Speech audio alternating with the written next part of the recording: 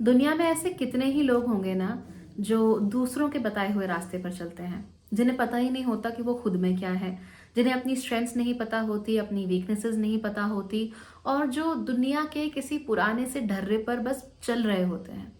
I know, ऐसे लोगों की कोई कमी नहीं है, लेकिन धनु राशि वाले ऐसे लोग हो ही नहीं सकते हैं। 2024 में भी आपको वही रहना है जो आप हैं। तो चलिए जान लेते हैं कि 2024 टैरो कार्ड्स के अनुसार कैसा साल होने वाला है और आपके लिए क्या लेकर आने वाला है। लेकिन उससे पहले, अगर आपने भाग्यश्री होलिस्टिक लाइफस्टाइल चैनल को सब्सक्राइब नहीं किया है तो आपको सब्सक्राइब कर लेना चाहिए, और जो भी वीडियोस आपको अच्छे लगे उन्हें अपने दोस्तों के साथ और अपने परिवार वालों के साथ भी शेयर करना चाहिए। मेरा मिनी मेकओवर प्लान 1 जनवरी से शुरू हो रहा है। ये एक ऐसा प्लान है जिसमें 12 हफ्तों में हम आपके जीवन को चेंज करने की कोशिश करते हैं। इसमें हम आपके जीवन के अलग अलग क्षेत्रों जैसे प्यार, पैसा, परिवार, इन्वेस्टमेंट्स एट्सेट्रा इन पर काम करेंगे।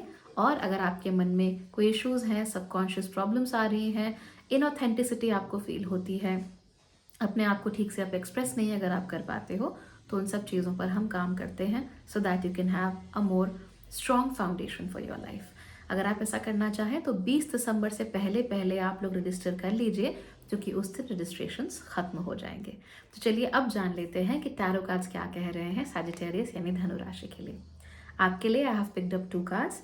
पहला है क्वीन ऑफ सोर्ड्स और दूसरा है द सन। नाउ ये दोनों ही जो कार्ड हैं ये अपने आप में आपसे ये कहते हैं that be your authentic self. अपना सच बोलो, अपने आप को जो ठीक लग रहा है, जो आप ऑथेंटिकली हो वो बोलिए। बहुत बार ऐसा होता है कि हम दूसरों के इन्फ्लुएंस में रहते हैं, दूसरों के प्रभाव में रहते हैं, और हमारी जो अपनी खुद की पर्सनालिटीज़ होती हैं उन्हें हम किनारे कर देते हैं। अपने आप को हम ये बता ही नहीं पाते कि आखिर हम हैं कौन, हम क्या चाहते हैं और क्यों चाहते हैं। मैंने कुछ दिनों पहले यहाँ पर एक वीडियो भी अपलोड किया था कि आप सेल से थक नहीं जाते।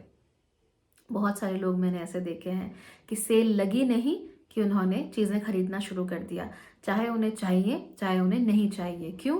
क्योंकि भैया सभी सेल से खरीद रहे हैं, उन्होंने नहीं खरीदा तो वो पीछे रह जाएंगे, विच इज़ रॉन्ग। और ऐसा हम पीयर सर्कल्स में कई बार करते हैं। आसपास देखते हैं कि लोग क्या कर रहे हैं और फिर हम वही करना शुरू कर देते हैं। आसपास देखते हैं कि लोग क्या सोच रहे हैं और हम भी वही सोचना शुरू कर देते हैं, क्योंकि कौन दिमाग लगाए। अगर आप अलग रहोगे तो फिर आप लोगों से हमेशा के लिए अलग हो जाएंगे, वो आपको अपना नहीं मानेंगे। बट अगर आप अडल्ट हो चुके हो, अगर आप बड़े हो चुके हो, अपने उस डेवलपमेंटल फेज से अगर आप बाहर निकल चुके हो खास तौर पर, तो वो आपके लिए बहुत ज़रूरी है यू आइडेंटिफाई एंड डिफाइन कि आप हो क्या। वैसे तो अगर बच्चे भी हो तो भी ज़रूरी है कि आप अपने आप को एक डेफिनेशन ज़रूर दो and be unapologetic about it.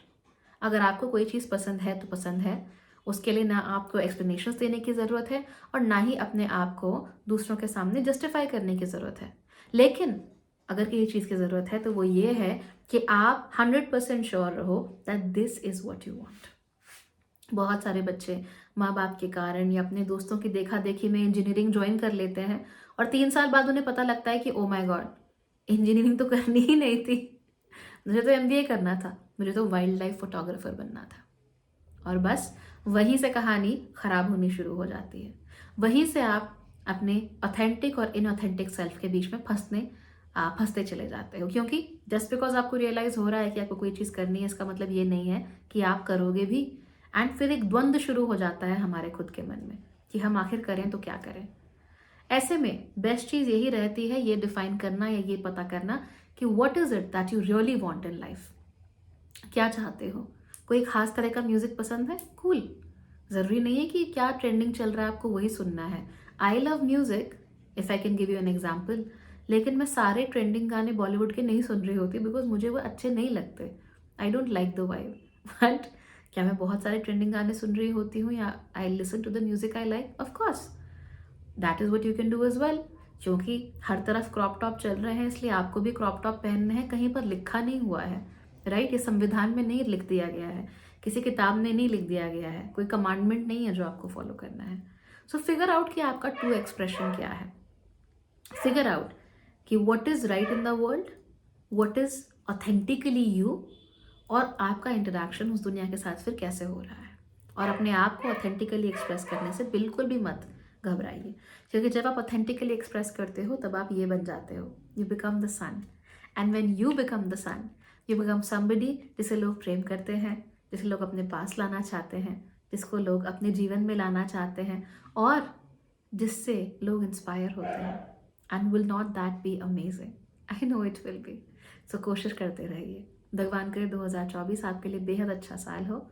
Thank you so much for watching.